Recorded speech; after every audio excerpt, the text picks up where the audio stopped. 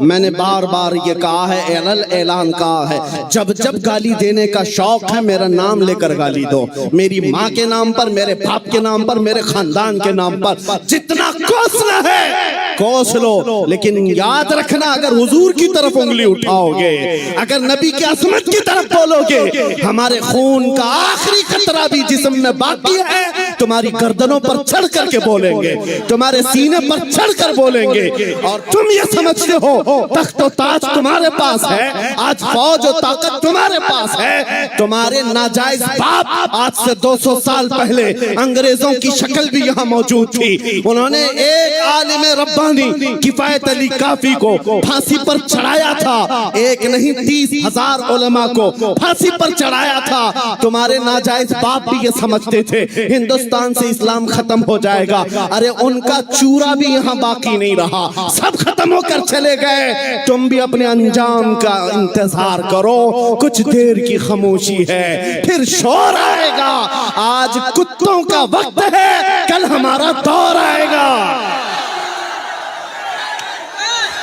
لبیک یا رسول اللہ، لبیک لبیک لبیک یا رسول اللہ، لبیک لبیک لبیک یا رسول اللہ، لبیک لبیک لبیک یا رسول اللہ، لبیک لبیک لبیک یا رسول اللہ، لبیک لبیک لبیک یا رسول اللہ، نعرہ رسالہ۔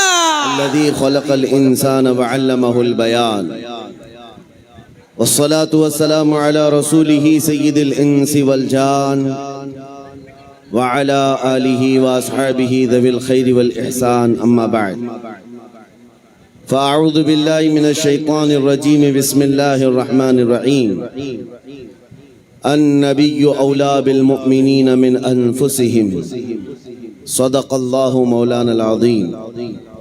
بارگاہ رسالت معاب صلی اللہ تعالی علیہ وسلم میں ایک بار درود پاک کا ہدیہ پیش کریں۔ اللہم صلی علی سیدنا و مولانا محمد معدن الجود والکرم وآلہ واصحابہ الکرام وابنہ الکریم وبارک وسلم صلاة دائمتا سرمدا ابدا۔ یہ میری بڑی سعادت اور خوش نصیبی کی بات ہے کہ پٹنہ میں اترنے کے بعد ربیع الاول کا چاند نظر آیا ہے۔ آج میری شروعات ربیع الاول کی آپ کے اس شہر سے ہو رہی ہے۔ پہلے تو ہم صرف پٹنہ کی سیاست ہی جانتے تھے،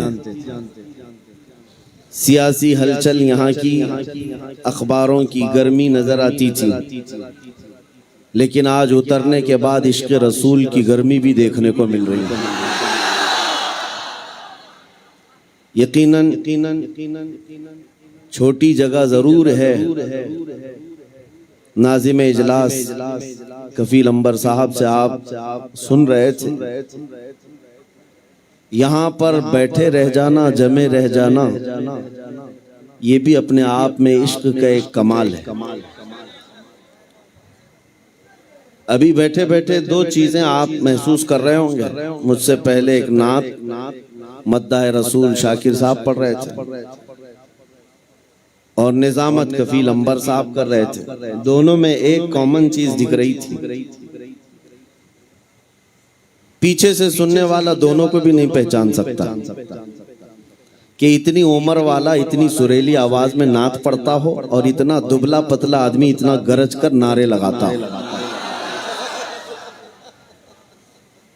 دونوں بھی سمجھ سے باہر تھی، اس عمر کا آدمی اتنی میٹھی آواز میں نعت پڑھ رہا ہے اور دور سے سننے والا کفیل صاحب کے نعرے کو یہ سمجھتا ہوگا کہ بہت بڑا ہٹا کٹا آدمی ہوگا۔ لیکن میرے عزیزو، یہ بات میں اس لیے عرض کر رہا ہوں کہ بچپن سے ہم سنتے آئے ہیں محمد کے غلاموں میں بڑھاپا آ نہیں سکتا۔ رسول کریم صلی اللہ تعالی علیہ وسلم کی غلامی میں جو بال سفید ہو جائیں تب بھی بوڑھا نہیں ہے، جسم اگر گل جائے تب بھی کمزور نہیں ہے۔ باقی اگر حضور سے دور ہو کر ہٹا کٹا پہلوان بھی ہو تو ہماری ٹھوکروں میں ہے، اور حضور سے وفا کرتا ہے، ویل چیئر پر بیٹھا ہے، تب بھی وہ ہمارا امام ہے۔ وہ ہمارا امام ہے. دنیا جانتی ہے طاقت و قوت اس کرسی کا نام نہیں ہے، طاقت و قوت عشق مصطفیٰ کا نام. عزیزان گرامی وقار، اصل زندگی کیا ہے اس کو آج محسوس کرنے کی ضرورت ہے. سبحان اللہ. ہم اپنی تعریف پسند نہیں کرتے، یہ ان کی محبتیں ہیں جو اس طرح سے ہمیں بلاتے ہیں. میں نبی کریم صلی اللہ تعالی علیہ وسلم کے دربار عالی جاہ کے غلاموں کے غلاموں کا ایک ادنا کتا ہونے پر فخر محسوس کرتا. سگے طیبہ سب کہہ کے پکارے بے دم وارسی نے یہ دعا کیا تھا، یا رسول اللہ ساری دنیا مجھے مدینے کا کتا کہہ کر پکارے. سگے طیبہ سب مجھے کہہ کر کے پکارے بے دم، یہی رکھیو میری پہچان مدینے والے. اے میرے عزیزو، آج ہمیں فخر اسی بات پر ہونا چاہیے کہ دنیا مجھے نبی کے نام سے جوڑ کر کے پہچانے، حضور کی غلامی میں مجھے پہچانے. میرے منصب سے، میرے عہدے سے، میرے مال سے، میری جائیداد سے، میرے خاندان سے نہیں. دنیا اگر حضور کی غلامی سے پہچانتی ہے تو اس سے بڑے کمال کی بات نہیں ہے.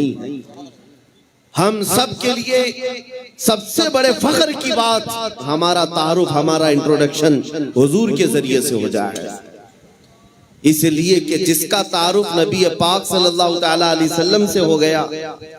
آپ جانتے ہیں امام اہل سنت فاضل بریلوی امام احمد رضا خان قدس اللہ سرہ الشریف مجدد اعظم ہے، لیکن آپ سے اختلاف رکھنے والی جماعتوں میں بہت ساری ہیں. دوسری جماعتوں میں خاص طور پر اگر میں جماعت اسلامی کے بانی کا ذکر کروں،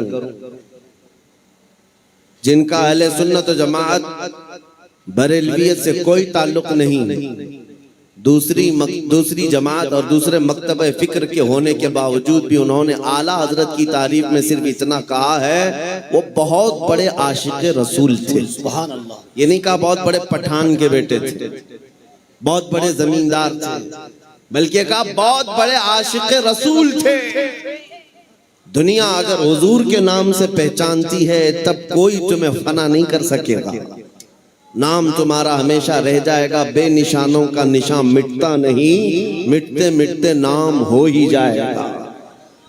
آج اعلیٰ حضرت ہر جگہ کیوں کیا جاتا ہے؟ اس کی وجہ یہ ہے زندگی بھر اعلیٰ حضرت نے اپنے خاندان کے قصیدے نہیں پڑھے. جب اعلیٰ حضرت نے قلم اٹھایا ہے تو بارگاہ مصطفیٰ کی مدح سرائی کی ہے. جب قلم اٹھایا ہے میرے آقا کی شان میں لکھا سرور کہوں کہ مالک و مولا کہوں تجھے، باغ خلیل کا گل زیبا کہوں تجھے. 100 سال گزر جانے کے بعد بھی ان کے کلام پڑھنے سے مرجھائے ہوئے دلوں میں زندگی آ جاتی ہے. یہاں مرجھائی ہوئی کلیاں کھل جاتی ہیں. اعلیٰ حضرت کا اصول میں آپ کو بتا دیتا ہوں. اعلیٰ حضرت جس اصول پر چل رہے تھے وہ اصول یہ تھا رسول پاک کے سلسلے میں کہ ان کی بات کرو ہر دل پہ راج کرو. ان کی بات کرو ہر دل پہ راج کرو. یہ بہت عظیم فارمولہ میں آپ کو بتا رہا ہوں.